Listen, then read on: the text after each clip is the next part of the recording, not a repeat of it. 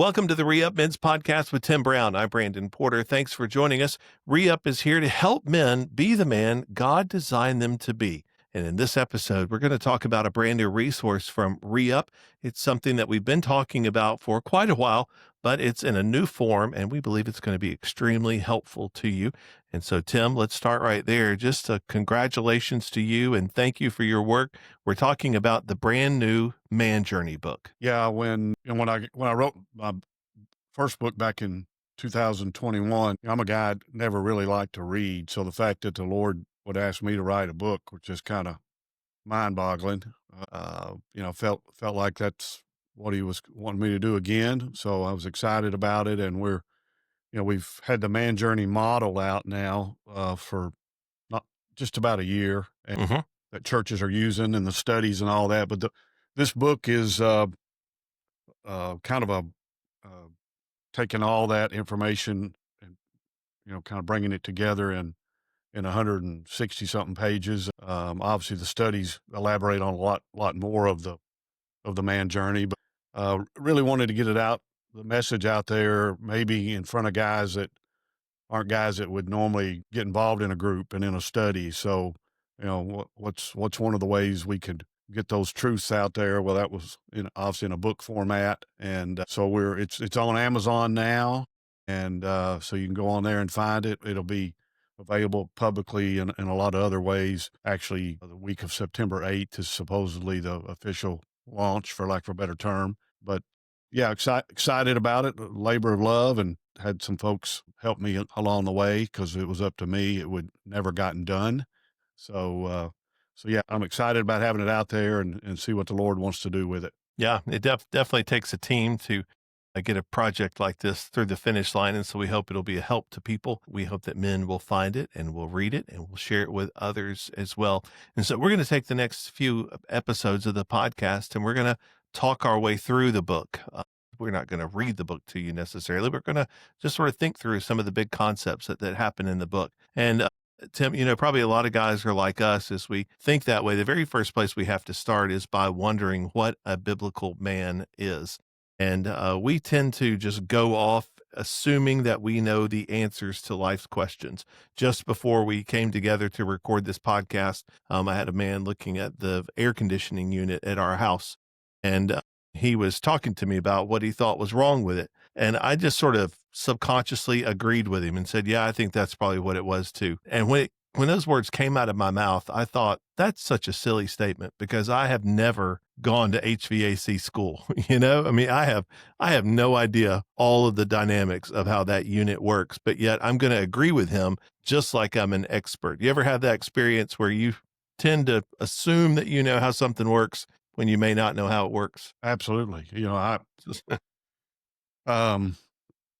I mean, I don't know if I'd have enough time to give you enough examples here, but yeah, I think people can figure out where we're going to kind of go with some of this thought process. But I think we've assumed that we've known the answer to that question. As I've gone around the last year I don't know how many churches I've actually been in over the last year, and I have the opportunity to ask men to answer that question for me of what is a biblical man.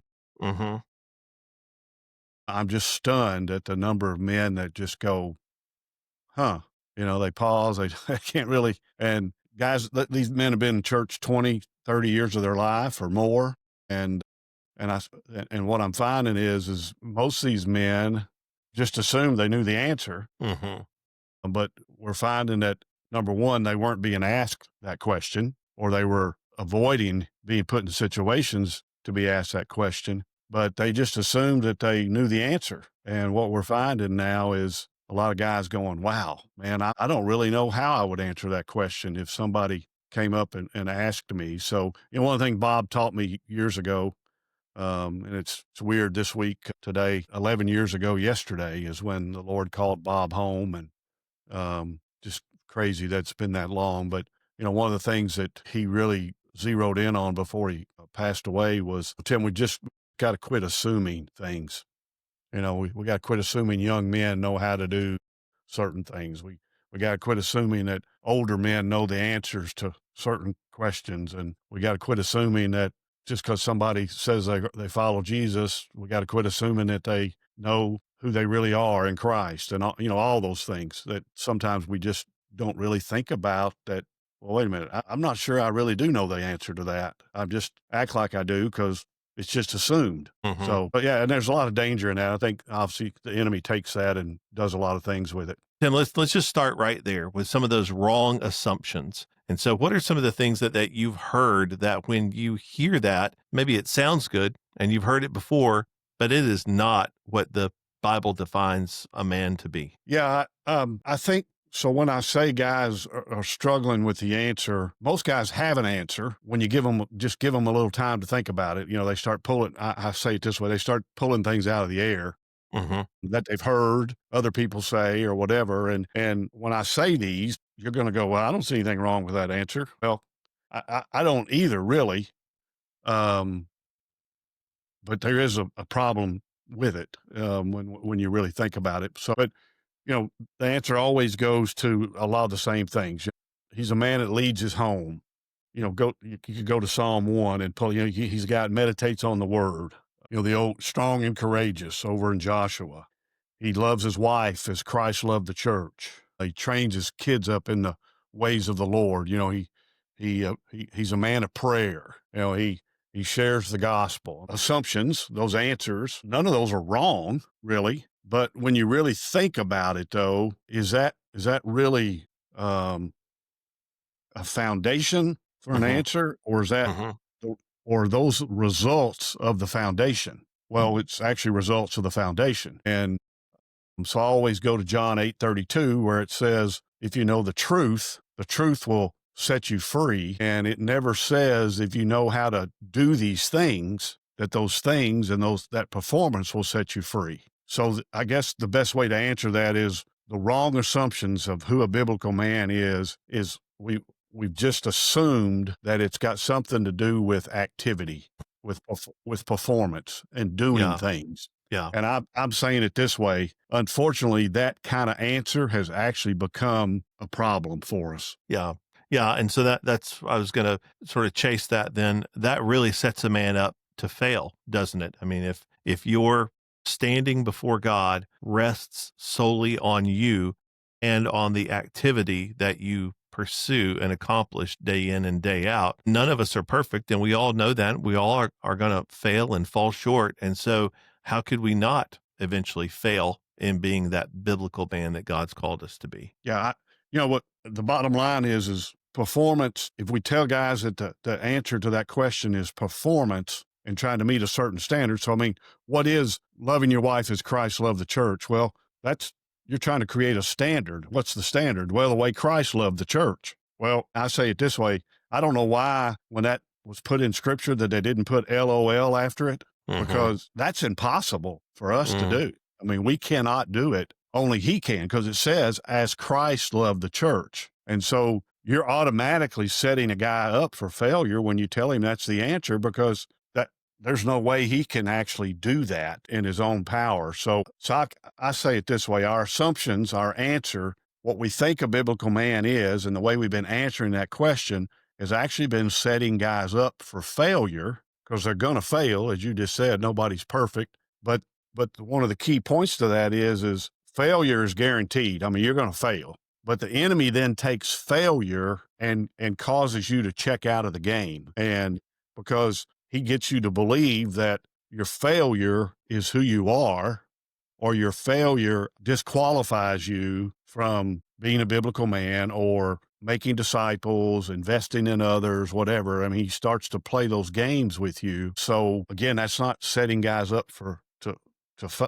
uh, to succeed. So I say it this way: is that we've been teaching men that the answer to a biblical man is performing, and we're not allowing them freedom to fail. But we all know that it's a guarantee we're going to fail at something, because we're not perfect. And so what the Lord really showed us was, okay, we gotta start answering that question with truth, not performance. Now, truth does impact what you do, but it sets you free to fail as Mm. well. Goes back to that. If you know the truth sets you free. Well, if you know the truth here, if the answer to that question is truth, then it sets you free to fail, but still be a biblical man because you know the truth. Okay. And so it has to be, the foundation of it has to be truth. Okay. So over the years, ReUp has been in existence for 15 years or so, and it really seems like the journey of this ministry has led to this point of working with men, encouraging men, building up men, and finally, I think landing on this spot where you've boiled it down to three truths that you think define a biblical man. And they seem very solid scripturally to me. And so why don't you share those with folks? Well, first to your first point there, I told my board of directors about a year and a half ago when on a Zoom call that I was had with a bunch of pastors, and a gentleman on that call told me that his church was struggling getting men to engage and connect to the answer to what is a biblical man. Now, he didn't say they weren't coming up with answers. He was saying he was having a tough time getting men to engage and connect with that answer. And then when he told me how they were answering it, and he told me that it was, when you listen to what he said, everything he said was performance. He basically answered it the way I did a few minutes ago about all these things you've got to do. And then when I shared these three truths with him, I'm getting ready to share, and told him that we believe that the answer needs to be based on truth. When I shared that with him, he literally screamed in the Zoom call, got real excited, kind of stood up in his chair, and he said, "Tim, that's gold. That's pure gold. Where has that answer been, and why aren't we teaching men that?" Because he said, "You're right. We are shoving performance down their throat." And he wanted to know if I had those truths in any kind of format where we could send it to him, where they could start teaching their men those truths. Well, that's where the whole man journey came from. The model that we use, the resources we've created, the foundation of the book. I mean, everything came really from that phone call, from that Zoom call. And after I got off the call, the Lord kind of made it clear that ReUp had a new assignment. And to your point, everything ReUp had done in the past had led to that point. This was it. This was the defining moment. Everything else had been preparation for 14 years to get to this point. And we've seen that play out since we've introduced it, because the reaction by men and by churches has just been over the top. So here were the three truths that I shared with that gentleman on that call that have now become the foundation of what we think ReUp's really been called to do overall, is to help men learn these three truths in some context, whether it be the book, the structure, the man journey structure that we use for churches. So the way we answer that, and I'm going to give guys, if they're watching this on YouTube, they see you and I on a screen here. If a young guy walked up to Brandon and asked him to answer what is a biblical man, and Brandon answered it the way we've been answering it, which is performance, duty, try to meet a certain standard, activity. And then I answered it with these three truths. The key here is when Brandon and I separated from each other, which one of us would this young guy go hang out with? And that was really important to me as we were trying to think through this. Yeah, it's great that I know these truths, but I need to be able to share them with other young men or other men and help them understand that too, and pour into them, because that's discipleship. And that's what we were called to do, is make disciples. Last thing Jesus told us before we went back to the Father is to go make disciples. So that should be my focus. So the young guy walks up to us and he asks Brandon. Brandon answers that way. Then I answer it this way. If you're listening, you've never heard these truths. It's the first time you've heard them. You tell me which one of us, we got off the call here, you'd want to call and hang out with, and ask if we'd go to lunch with you. Which one of us would you want to call if we gave you your phone number?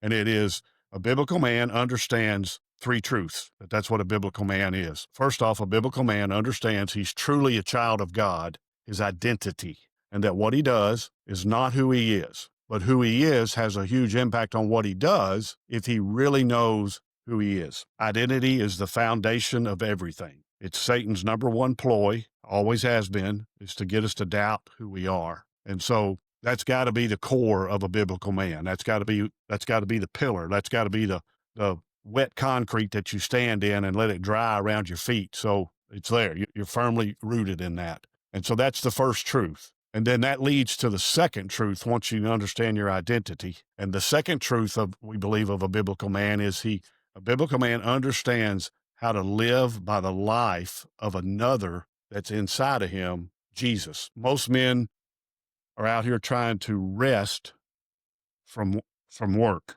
We just work our tails off. And our goal is, man, if I can just work hard so I can get to the weekend, is to rest. And then you tell me to be a biblical man, I got to do a bunch of stuff too. Well, that sounds like work to me. So what we want men to understand is, what if you knew how to, instead of and work from a state of rest, and let he that lives in you. The other thing, when you learn your identity, you learn that Christ is in you, the hope of glory. He resides in you. That same power that raised Christ from the dead is living in you because Jesus lives in you. When you understand that, then the goal needs to be, how do I learn to live by that life that's in me? Just like Jesus did. Jesus didn't live his own life when he was in the flesh. He lived the Father's life. You've seen me, you've seen the Father. My works are not my own, they're the Father. My words are not my own, they're the Father. Everything that Jesus did in the flesh was the Father doing it through him. So we, as Jesus followers, have Jesus in us, who finds his origin in the Father, and we need to learn to live by that life that's in us and let him work through us and with us, instead of us out here trying to bust our chops and try to go to work for God and do all this stuff. We need to learn how to rest and then work from that rest. And that's a different kind of work. But we're out here trying to work so we can rest and try to meet those standards, try to do this, try to do that, and that nobody wants that. And so, but when we learn to live by his life, then Christ in me can love my wife as Christ loved the church, because he's the only one capable of that. And it's possible. I tell guys all the time, my wife's friends call me Mr. Wonderful, because all I did years ago was learn in our marriage that I couldn't love her as Christ loved the church, but he can through me and with me. And I get all the credit for it. And then I learned how to let him train my boys up in the ways of the Lord, with me and through me, instead of me trying to do it myself. And most men like the sound of that. They like the word rest, and they like to know they got some help. And man, if we can get guys to learn to live by his life, then we're going to get somewhere.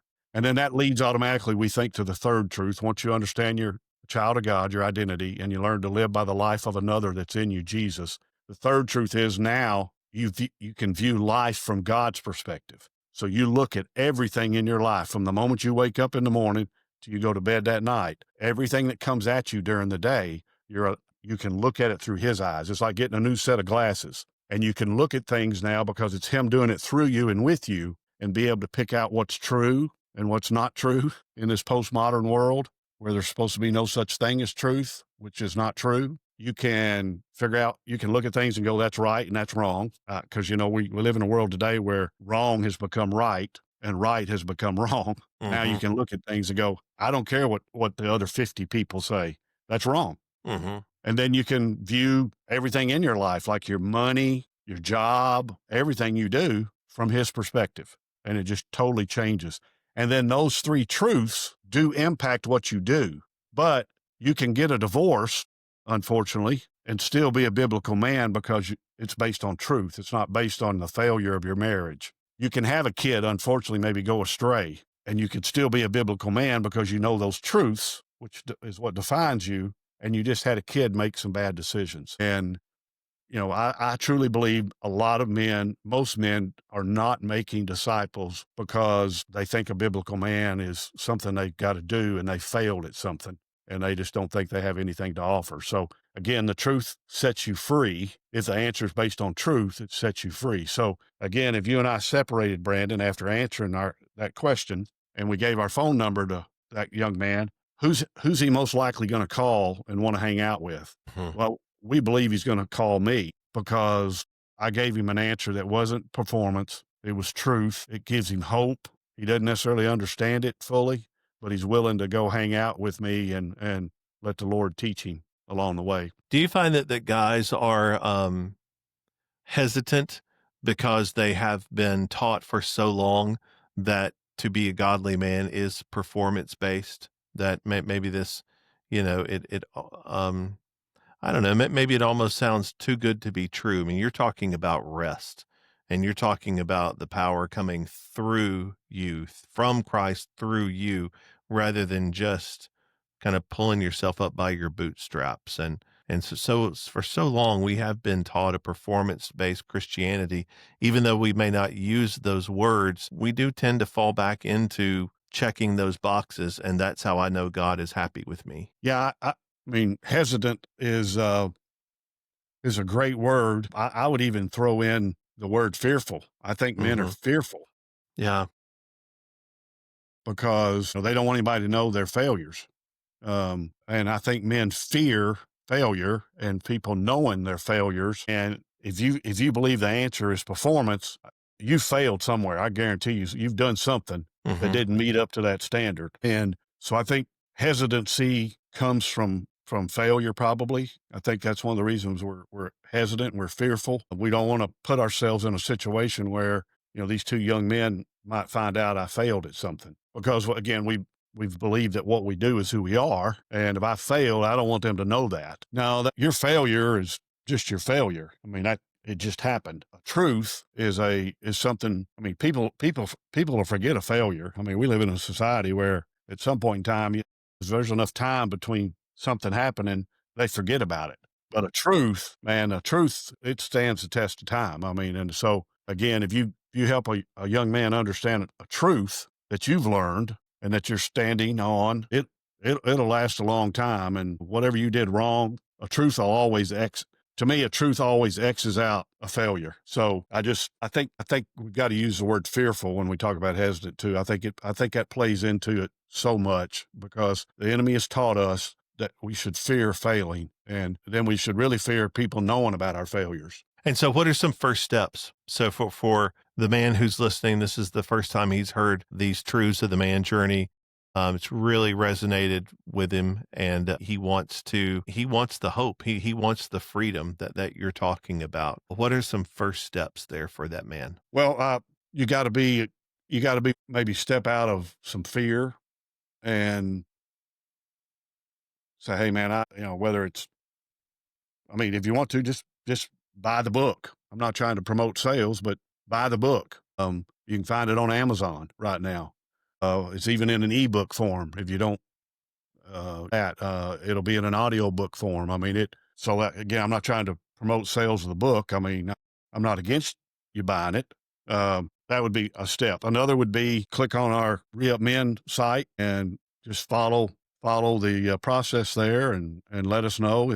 And we'll try to help you. We've got some new things coming out in the fall, later the last quarter of the year that we're working on where guys can connect with other guys across the country. If you're just a one individual guy, listen to this, or if you'd love to, hey man, I'd love for my church to check this out. Reach out to us. Let us. We got a process for that. We'll help you with that. But be an initiator. That Mhm. the enemy's hoping you're listening to this podcast, and by tomorrow morning you would have forgot all this and just gone right back to what you've always done, and hoping that things will get better. And we know better than that. We know that's insanity. So Mhm. just take some kind of step, whether it's reach out to us, buy the book, um, but know that the Lord wants more for you than you're getting, and just trust Him and Yeah. step out there and see what happens. Yeah, I think those are all very helpful, practical, doable tips and steps. I think really what you said there at the end as well, just trust that God does love you. That's not just a cliche. It's not just a bumper sticker or something to go on a t-shirt. God has created you for a purpose and design, and he has a desire to have relationship with you. And God does love those that he has created, and he wants them to be in relationship with him and to glorify him, but also to have the full joy of being in that relationship with him. Yeah, we just had you mentioned T-shirt. It's going to sound cliche, but we've been having guys after us for some time to have some re-up merchandise, So we just created a re-up store online where you can go and get some things. But one of the T-shirts we've just created, on the front of it, it says "The journey matters." So because we kind of wrap this up, and based on what you're saying there, realize that the journey as a man matters. Your journey, your personal journey matters to God. Mhm. And so take some steps, get your feet wet, stick your foot in the water, and then he'll take care of the rest. But he's not going to step in the water for you. You got to put your foot in there yourself. You got to get wet and realize that if you'll do that, he'll do his part because he knows the journey matters. He created you. You're God's man, and he created you for a reason. And your journey matters no matter what it is. And so go on a journey to discover these three truths because it matters, and he will transform you because that's who he is and that's what he does. Yeah, that's a good word. Well, we appreciate you sticking around with us on the podcast today. We hope that you'll take full advantage to go to our website. You can find it at reuppodcast.com, where you can find these resources that Tim has talked about.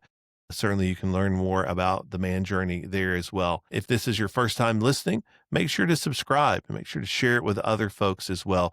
We'd love to have you join us on this podcast journey as we walk through the man journey, as we walk through topics that affect men every single day. Thanks so much for listening to the ReUp Men's Podcast with Tim Brown.